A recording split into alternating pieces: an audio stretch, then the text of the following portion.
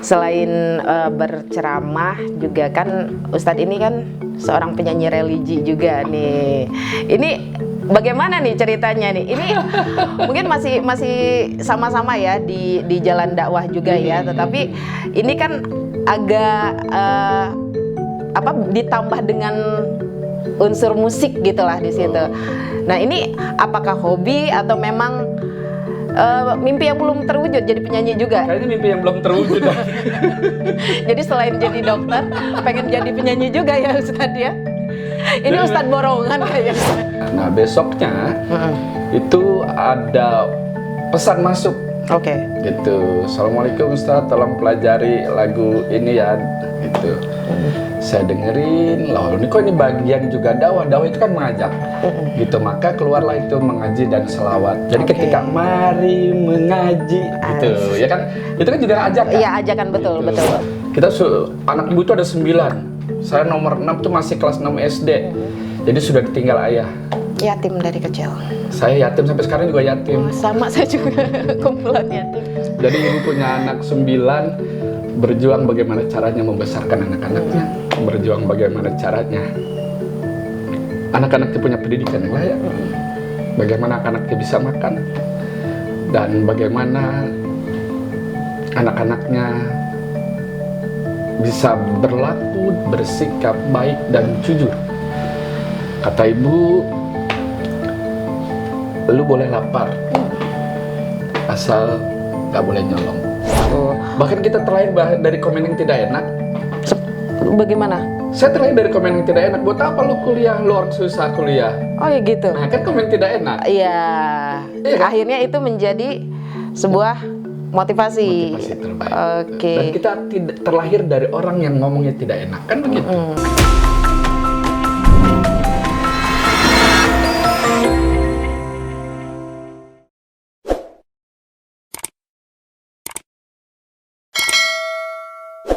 Halo semuanya, selamat datang di Balik Wajah bersama saya Chea Anissa. Sebuah ruang di mana kita tidak hanya mengenal seseorang dari apa yang terlihat di depan kamera, tetapi juga mencoba memahami perjalanan hidup, nilai-nilai dan kisah yang mungkin belum banyak diketahui oleh orang lain. Setiap orang memiliki cerita, ada proses perjuangan, hingga pelajaran hidup yang seringkali tidak terlihat oleh publik. Dan melalui podcast ini, kami ingin mengajak teman-teman untuk melihat sisi lain dari setiap narasumber, bukan hanya dari profesinya saja, akan tetapi juga sosok manusianya.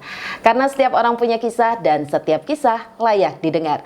Pada episode kali ini kita akan berbincang dengan seorang pendakwah, guru, dan juga penyanyi religi yang telah menginspirasi banyak orang melalui karya-karyanya. Kali ini kita akan mengenal lebih dekat dengan beliau.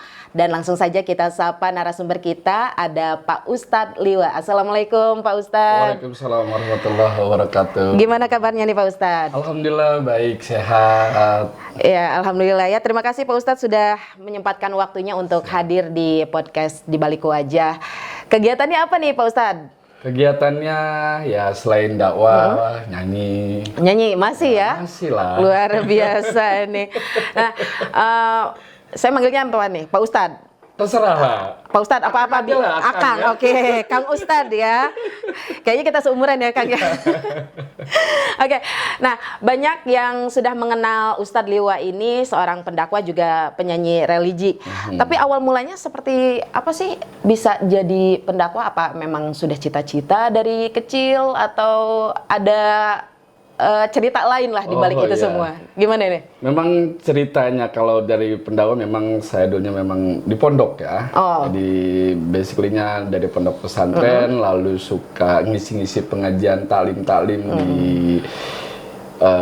majelis taklim ibu-ibu desa ataupun bapak-bapak gitu. Dan alhamdulillah, jadi ketika saya banyak mengisi dan banyak dipercaya juga sama jamaah ya sampai sekarang. Masih ingat nggak awal mulai mendakwah itu usia berapa tuh? Aliyah kayaknya itu. Aliyah itu berarti SMA. Itu sudah mulai mengisi kajian. Sudah mulai isi kajian. Wah, luar biasa ya. Jadi memang sudah dilatih sejak dini nih. Memang udah arahnya ke situ ya? Dan sudah memaksakan untuk melatih sendiri. Jadi memang cita-cita ya? Iya.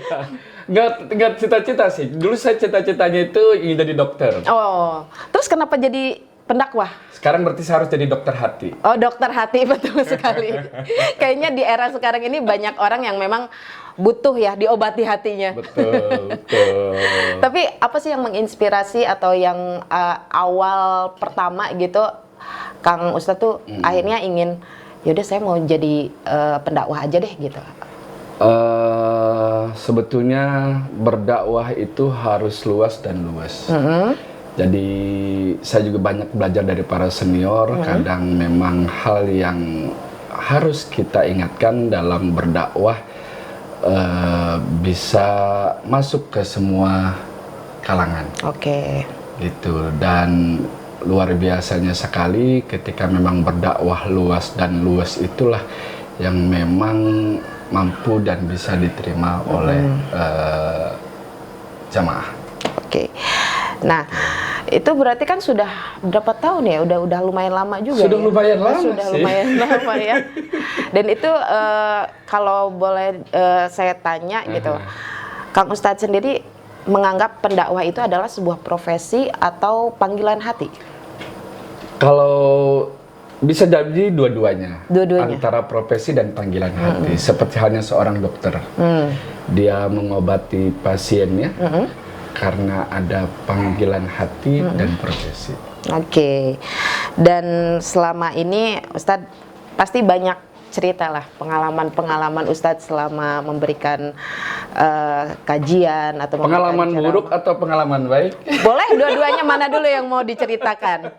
Biasanya yang baik-baik dulu, kemudian yang buruknya. Atau mungkin kebalikannya, Ustadz mau cerita yang mana dulu nih? Pernah nyasar. Di mana tuh? Ada, padahal deket, masih tetangga. Karena memang saya jarang ya kalau sampai ke walaupun kampung sendiri gitu namanya, atau satu daerah, satu kecamatan sendiri, saya jarang sampai ke dalam-dalam gitu. Dan itu padahal posisinya masih satu kecamatan tapi sudah beda desa, tapi tetap kita nyasar gitu. Itu sampai berapa lama itu? Ya lumayan lah. Berjam-jam ya? Nggak sampai 30 menitan lah ya. Gitu. Dan posisinya gelap karena kan saya ngisi acaranya malam. Gitu. Harus saya ke kiri, saya ke kanan gitu. Ya mengikuti golongan kanan. Iya, karena dulu kan belum ada map. Oh iya. Masih petanya peta manual ya? Iya, peta manual. Tapi ada lagi nggak yang pengalaman-pengalaman mungkin pada saat awal-awal menjadi pendakwah gitu, gunjingan kah atau apalah, cemoohan orang? Kalau gunjingan ya itu bagian dari risiko gitu. Kadang ya kalau gunjingan itu kan kalau sudah siap tampil harus siap dibicarakan, harus siap diomongin, harus siap dengan netizen. Sekarang kan begitu ya? Iya, betul sekali. Gitu. Tapi paling tidak itu menjadi motivasi kita untuk menjadi jauh lebih baik, jauh lebih low profile gitu, sehingga hal apapun yang kita lakukan adalah tergantung daripada bagaimana niatnya. Oke, baik-baik. Nah, selain berceramah juga kan Ustadz ini kan seorang penyanyi religi juga nih.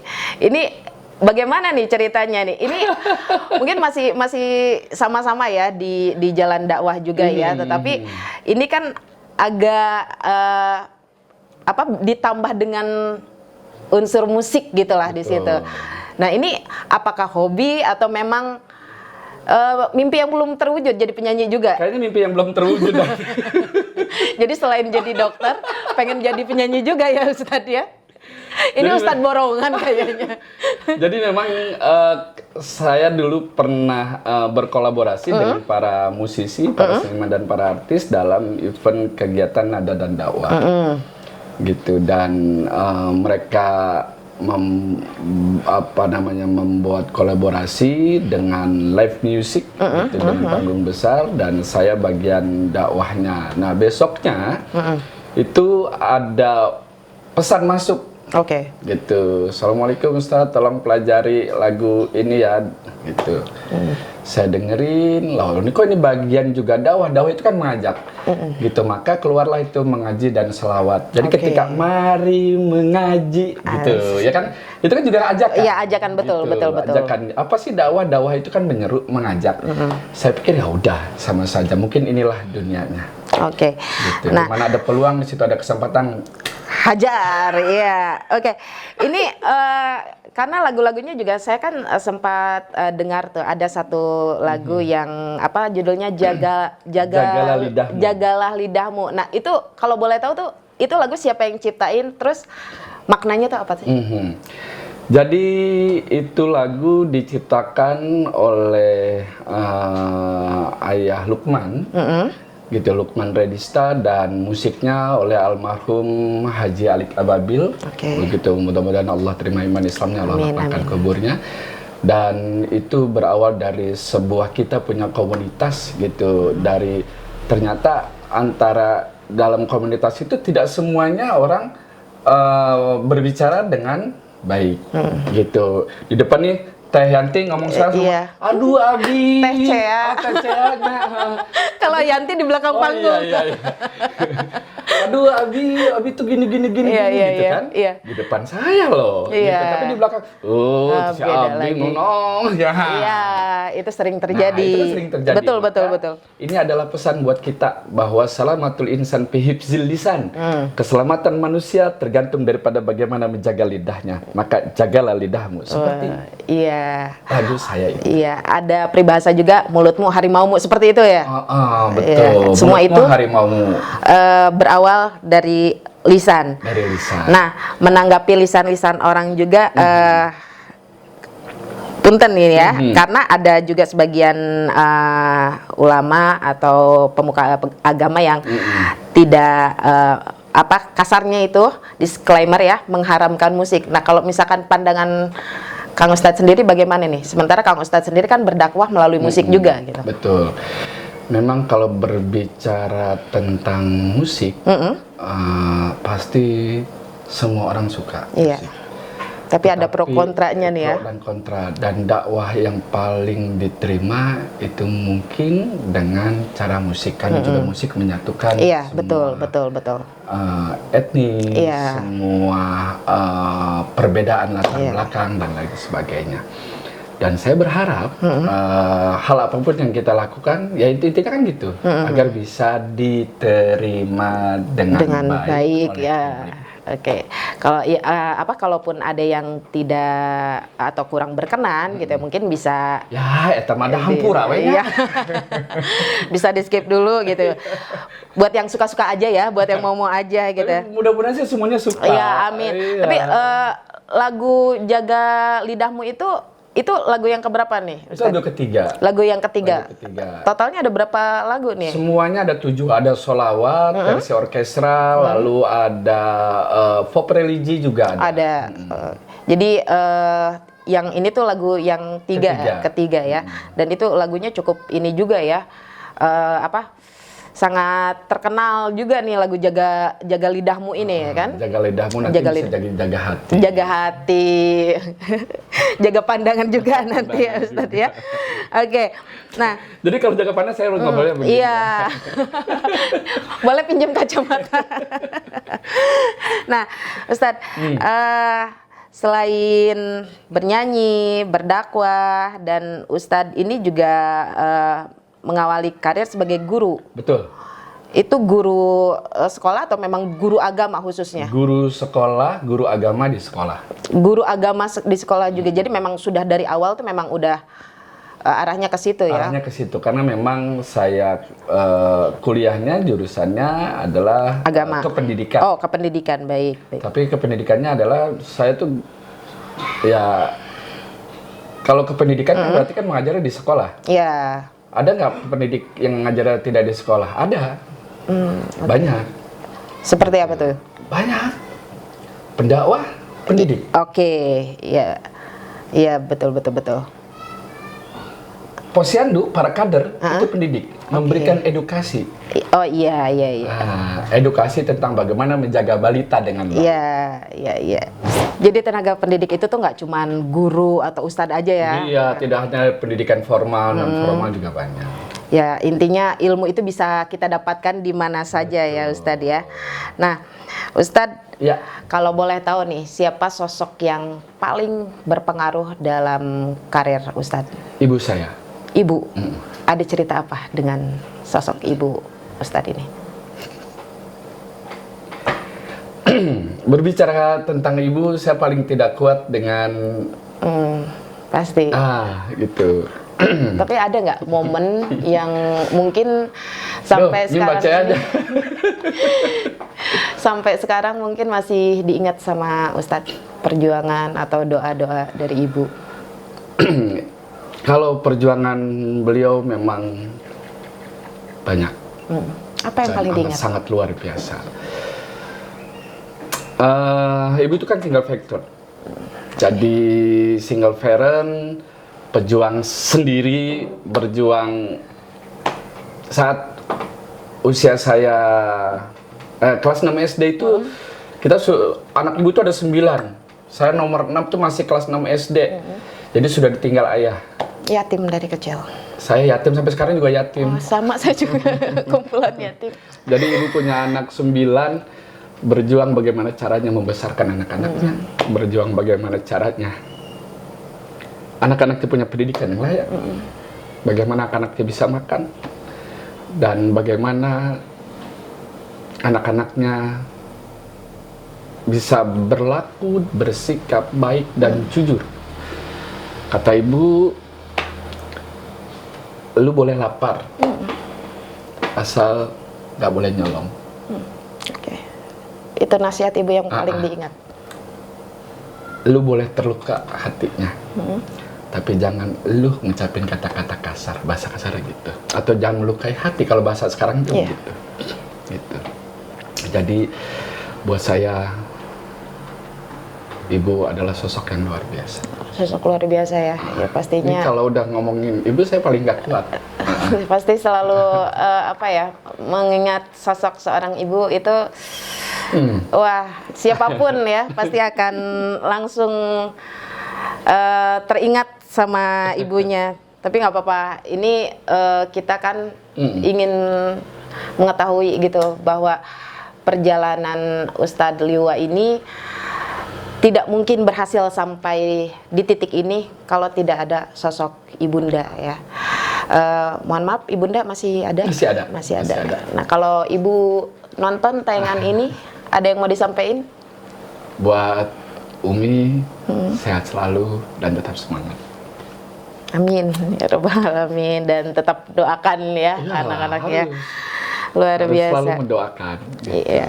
Dan ini seiring adanya doa ibu ya, pasti kan ada fase juga naik turun. Nah, Betul. kalau Ustadz Liwa sendiri pernah mengalami fase naik turun yang Sudah pastilah, sudah pasti. yang paling teringat apa? Banyak sih ya, gitu, banyak. Yang paling terendah, yang merasa sangat terpuruk Saat sekali. itu saya mau putus sekolah, Oke. hampir, putus sekolah atau kuliah lah, lupa saya. Saat itu kan saya belum dapat beasiswa ya, gitu. Jadi kuliah pun saya harus cari beasiswa, gitu. Bagaimana saya bisa kuliah, saya harus cari beasiswa. Bagaimana mendapatkan beasiswa, ya IPK-nya harus bagus. Iya. Gitu. Dari nilai.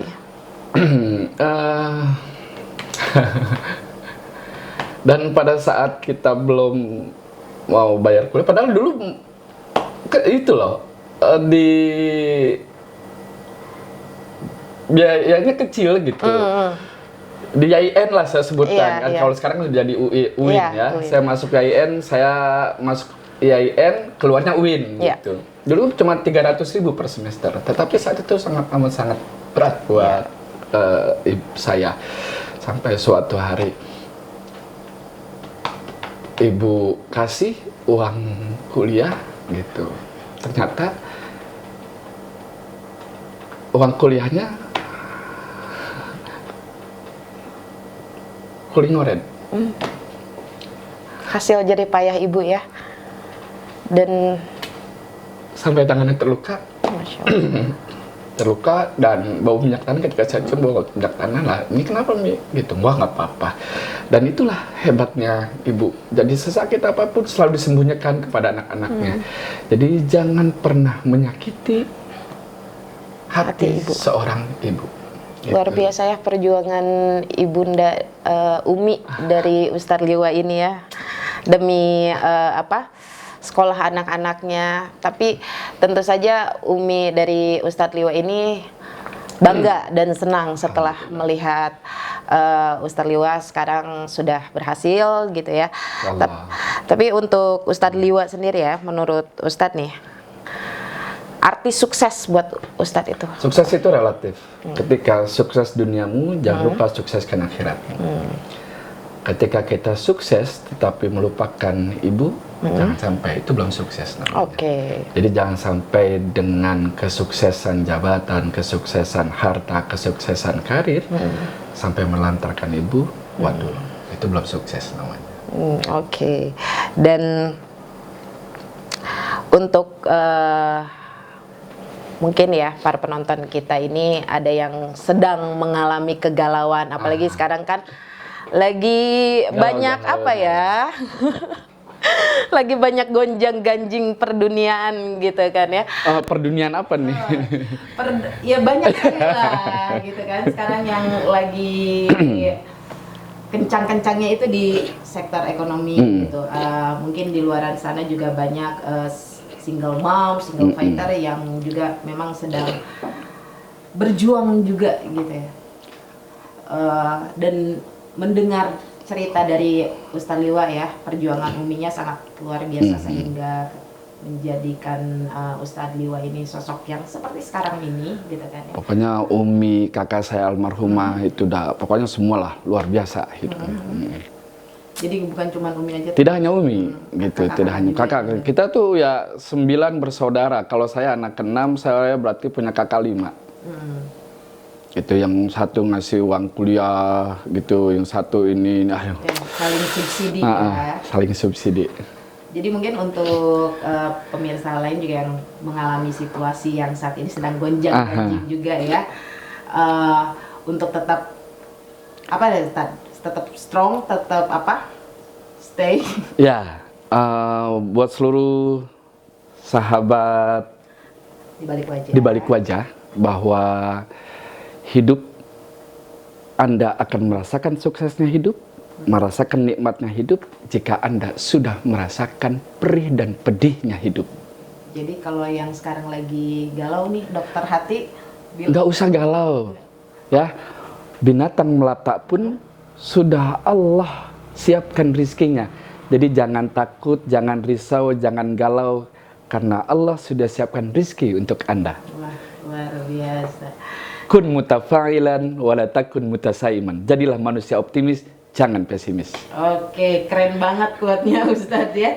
Nah, ada yang pengen saya tanyain juga nih Ustadz ya, apalagi ini di era medsos ya, dan saya juga melihat sosial medianya Ustadz ya, kontennya sangat ini sekali ya. Penampilan bahagia terus ya. Bahagia terus. Nah itu apakah memang keseharian Ustadz seperti itu atau itu hanya di depan kamera aja?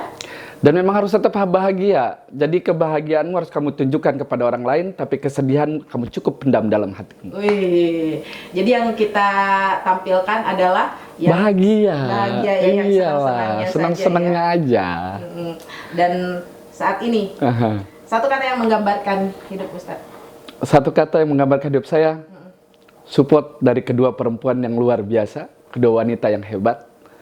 Adalah? Istri saya dan ibu saya. Luar biasa. Oke. Nah Ustadz, kalau di era sekarang gini ya, berdakwah di medsos dengan dakwah langsung offline gitu, menurut Ustadz lebih enak mana? Dua-duanya enak. Dua-duanya juga punya pengaruh dan dua-duanya juga punya pendengar atau penikmat khusus. Kalau dakwah secara langsung ada interaksi dua arah.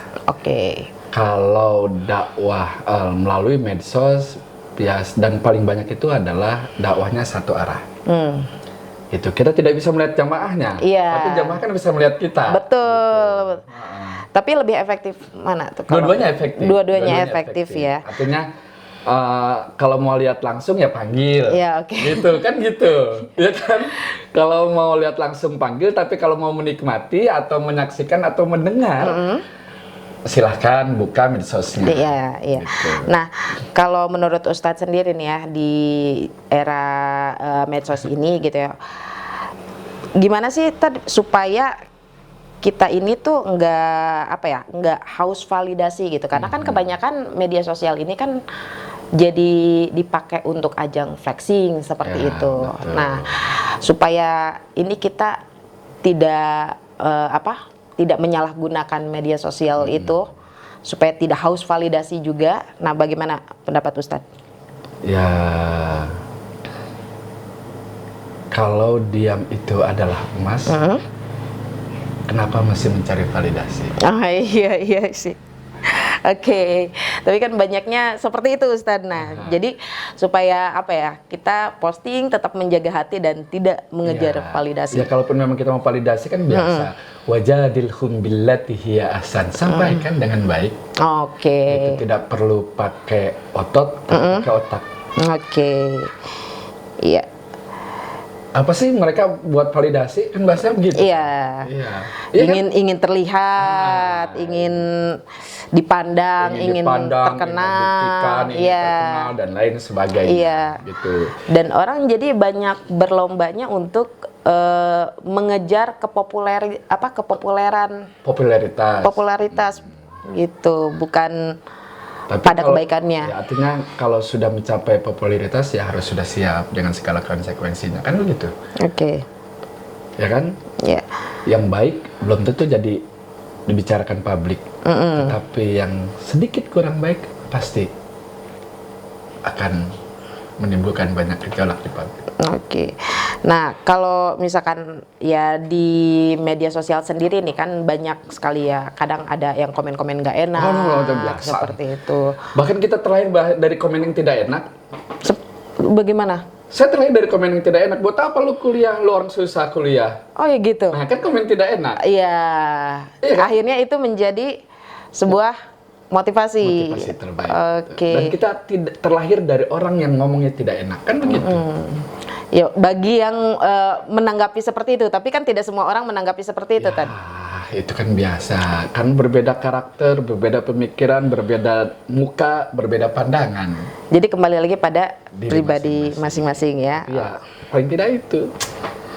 Oke. Nah, Ustadz, kan dengan adanya Ustadz ini kan banyak orang yang terinspirasi nih dari Ustadz Liwa ya. Tapi kalau Ustadz Liwa sendiri punya nggak sih tokoh yang menginspirasi Ustadz Liwa sendiri? Saya banyak belajar membaca tentang sirah nabawiyah, bagaimana akhlaknya Rasulullah Sallallahu Alaihi Wasallam. Mau Rasulullah dibilang A, dibilang B, dibilang C, tetapi Rasulullah selalu berbuat baik kepada orang. Jadi yang seperti halnya ibu saya bilang, lu mau diomongin apa, mau dikata apa, nggak usah bales. Kata ibu, udah biarin, nanti juga kalau udah capek diam sendiri. Iya, oke. Iya. Gitu ya, udah biarin, nanti kalau udah capek juga diem sendiri. Tapi kan Ustadz kesel. Tapi kan Ustadz saya gedek gitu. Iya. Gedeknya biasa aja dong gitu. Kan kalau orang sekarang gitu. Iya. Pengen balas aja gitu kan. Tapi ya itu. Buat apa Tuhan kasih emosi kalau nggak dipakai gitu kan? Itu memang betul. Tetapi suatu hari datanglah seorang sahabat kepada Rasulullah.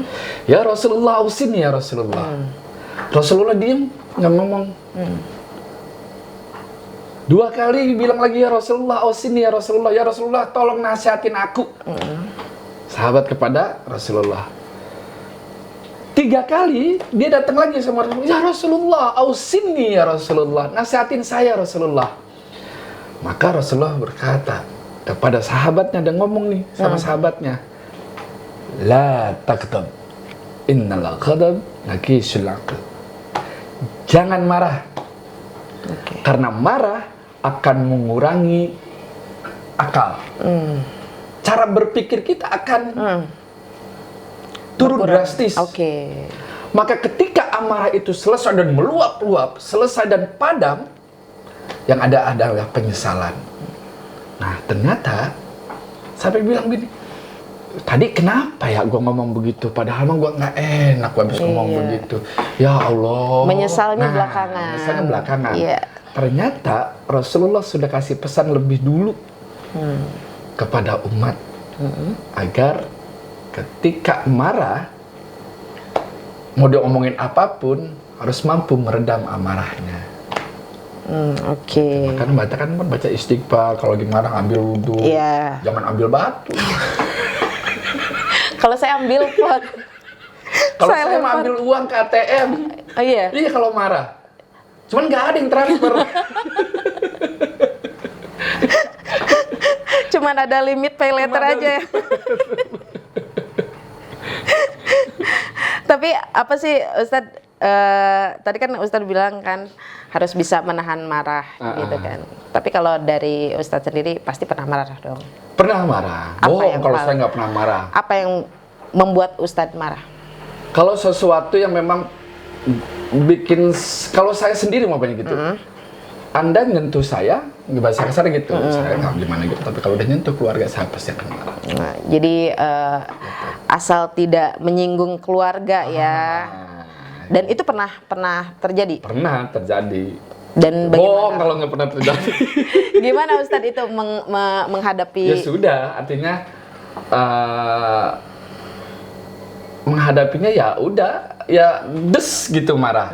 Tapi setelah itu saya minta maaf gitu ya. Akhirnya berdamai lagi. Berdamai dengan hati. Gitu, dan berdamai dengan hati, sibuk menata hati lagi dan lain sebagainya. Gitu. Bohong kalau nggak pernah marah mah bohong betul nggak pernah marah. Itu kan juga manusia. Tetap manusia. Juga manusia. Punya amarah ya. Hanya saja mengelolanya dengan lebih baik dan lebih bijak lagi. Dan istri saya tahu kalau saya lagi marah itu diam. Gitu ya, silent treatment. Kalau saya udah diem, istri saya tahu lagi marah. Dan bagaimana cara supaya tidak marah lagi? Juga baik sendiri, gitu. Istri saya tahu. Nggak ditransfer dulu gitu baru ini. Ustadz ya, ini luar biasa sekali ya Ustadz Liwa ini karena banyak sekali ya profesi, hampir semuanya diborong sama Ustadz Liwa ini ya. Udah pendakwah, guru, kemudian juga penyanyi. Kira-kira apa lagi nih yang belum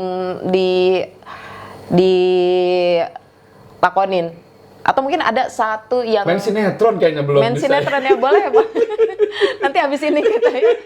Semoga ada sutradara yang nonton dan langsung kita casting. Tapi memang ini ya, memang ada minat juga ya untuk ke dunia entertain ya. Minat ke dunia entertain memang saya dari kecil itu sudah terjun ke entertain. Dari dulu kan ada kasidah ya. Gitu dari kecil itu sudah di band kepret ya kalau di situ. Band tabok lah. Gitu. Dulu mainnya pakai cerek kan enggak? Saya vokalis dulu. Oh, vokalis. Oh, pantesan jadi penyanyi religi karena dulunya juga vokalis itu ya. Vokalis qasidah. Qasidah, oke. Nanti boleh ya sebelum kita closing nyanyi dulu ustadznya. Ya terus gimana tuh? Kenapa? Iya, pengen main sinetron. Jadi saya memang dulu ada, sekarang juga teman saya, sahabat saya juga sudah jadi, kita sama-sama seorang pendidik tapi memang suka mencoba hal baru gitu. Dan sahabat saya juga sama sekarang jadi pendakwah dan juga pernah main di beberapa sinetron gitu, gitu. Dan ya kalau saya orangnya tuh nggak apa ya namanya, kalau casting itu kan kok castingnya tadi? Kalau casting itu kan hari ini jam berapa? Padahal nunggu lama. Bukan bagian kita. Iya. Bukan nunggu lama. Sekalinya kita main nih mulai. Di center kakinya aja. Cuman lewat doang jadi ekstras ya. Tapi gak apa-apa. Itu juga bisa jadi pengalaman juga ya. Iya, dan saya nggak sabaran gitu kalau nunggu. Itu kan nunggu kan pekerjaan yang paling melelahkan kan. Iya, memang betul, nunggu. betul. Tapi semoga Pak Ustadz tidak merambah menjadi host ya, karena saya nanti kehilangan job. Semuanya diborong sama Ustadz Liwa. Tapi ada nggak sih cita-cita atau doa yang ingin sekali terlaksana tapi belum hingga saat ini? Banyaklah doanya, dan doanya cukup ada di dalam hati saya. Oke, tapi mungkin keinginan lah. Keinginan tuh banyak. Bohong, ya. Pak. Kalau kita nggak punya keinginan, baca juga pasti punya banyak keinginan. Banyak sekali. Apa keinginan baca ya sih sebenarnya? Saat ini, wah, pengen ke tanah suci ya, mungkin amin. Kabul sama Allah. Lalu apa lagi baca ya? Ya, saya ada bukan nazar sih ya, tapi memang ada niatan dari dulu tuh ingin ada wakaf untuk pemakaman umum. Masya Allah, mewakafkan tanah untuk pemakaman umum. Betul. Dan itu tugas mulia sekali, sangat Iya. mulia. Kenapa Mbak Cea ingin mewakafkan tanah sebagai pemakaman umum? Karena perumahan di sini sudah banyak, tapi tanah pemakaman kurang. Masya Allah, jadi Mbak Cea mau buat perumahan akhirat. Ya. Masya Saya yang Allah. diwawancara. Tapi memang itu salah satu niatan saya yang memang sudah lama, tapi belum terlaksana. Semogalah ada jalannya. Itu mau diwakafkan atau mau dikomersilkan itu? Enggak, itu sekarang kan wakaf. banyak pemakaman umum yang dikomersilkan. Wakafkan. Iya. Saya utamakan untuk keluarga dan juga untuk mungkin semisal ada warga yang memang tempat tinggalnya jauh atau memang tidak punya keluarga. Jadi ya insya Allah itu bisa dimanfaatkan untuk Amin, makbul. Ya, amin. Terus baca nih satu lagi. Saya yang diwawancara. Tanahnya tuh udah ada belum sih? Belum ada. Oh ya insya Allah. udah. Insya Allah Dan jangan sampai nanti tanahnya sudah ada ya pemirsa ya. Buat teman-teman sahabat di balik wajah, jangan sampai nanti tanahnya baca sudah ada, lupa nih dengan ucapannya. Enggak, amin. Insya Allah mudah-mudahan Doain dong, doain. Dijabah. Amin. Iya. Kabul, Allah kabul. Amin. Untuk rumah masa depan. Karena kalau orang hidup kan bisa di mana aja. Iya. Tapi kalau orang meninggal kan nggak bisa dipindah-pindah. Oh, oke. Ya, jadi ya memang saya sudah ada niatan seperti itu sudah lama. Insya Allah mudah-mudahan ada jalan ya. Dua itulah yang memang ingin. Berarti kan sudah ada dua. Satu lagi apa? Keinginan yang paling baca inginkan selain tadi berangkat ke tanah suci. Ya. Insya Allah Allah kabulkan dalam waktu dekat. Amin ya. Dan mudah-mudahan nanti ada teman-teman dari para pengusaha travel umroh dan haji amin ya yang Allah. nonton Di balik wajah. Di balik wajah ini nih baca ya. Amin. Ya. Lalu Ingin wakaf. punya tanah untuk diwakafkan untuk sebagai pemakaman umum, luar biasa. Bukan sekali. komersil ya. Bukan komersil. Itu dipergunakan untuk ya Tapi kan masyarakat. ini cita-cita sebelum Ya, punya sebelum punya ya. Jadi Itu. jangan sampai nanti udah punya lupa nih sama Enggak. cita-citanya. Amin. Yang ketiga baca apaan? Yang ketiga saya ingin ada sekolah alam ya. Masya Allah, sekolah alam itu untuk tingkat apa? TK, SD, TK. SMP, SMA, SMK? TK, ya pokoknya dari usia dini untuk anak-anak. Jadi ya kita bisa belajar dari apa yang ada di sekitar kita, terutama alam sekitar. Oke, buat para teman-teman yang punya yayasan, ya, yuk, nih baca punya konsep yang bagus. Nanti tolong ikutin saja podcastnya di balik wajah dan silakan nanti hubunginnya nih, ya, baca ya. Profesi saya digeser hostnya, beliau. Saya yang diwawancara. Cita-citanya banyak loh. Iya, amin. Amin. Dan terutama itu mau sekolah, dan itu adalah cita-cita paling mulia semuanya itu. Dan ya semoga itu bisa menjadi sebuah kebaikan juga karena kalau saya lihat generasi sekarang itu lebih banyak ke gadget seperti itu gitu kan, sampai melupakan alam di sekitar. Padahal dari zaman dulu itu nenek moyang kita tuh sudah ada mereka berhasil, mereka maju, peradabannya besar tanpa gadget. Iya, karena back to nature ya. Iya itu, dan kita sudah punya sumber daya yang luar biasa dan bumi ini sangat kaya gitu. Jadi ya saya kembali lagi ke alam lah gitu, seperti itu keinginannya. Baik, terima kasih host. Sama-sama Mbak Cia, hari ini sudah menjadi narasumbernya di podcast di balik Terbalik wajah ini, ternyata ya. Keren. Nanti episode berikutnya undang saya lagi ya. Siap. Tunggu aja ya nanti ya, Mbak Cia. Nanti saya bilang sama pimpinan ya, undang Mbak Cia deh. Saya tegang ini, saya tegang posisi saya diambil alih oleh Pak Ustadz ya. Aduh, udah dakwah, nyanyi, kemudian guru, kemudian sekarang host ya. Saya terancam ini digeser ini. Kayaknya next episode Ustadz Liwa yang jadi hostnya. Oke, Ustadz, terakhir deh ya, sebelum saya diwawancarai lagi. Saya takut keterusan saya diwawancara. Kalimat penutup deh Ustadz deh, untuk semua teman-teman pemirsa di balik wajah. Buat teman-teman pemirsa podcast di balik wajah, bahwa podcast ini adalah mempunyai impact yang baik. Amin. Dan teruslah berbuat baik walaupun feedbacknya belum tentu baik. Iya.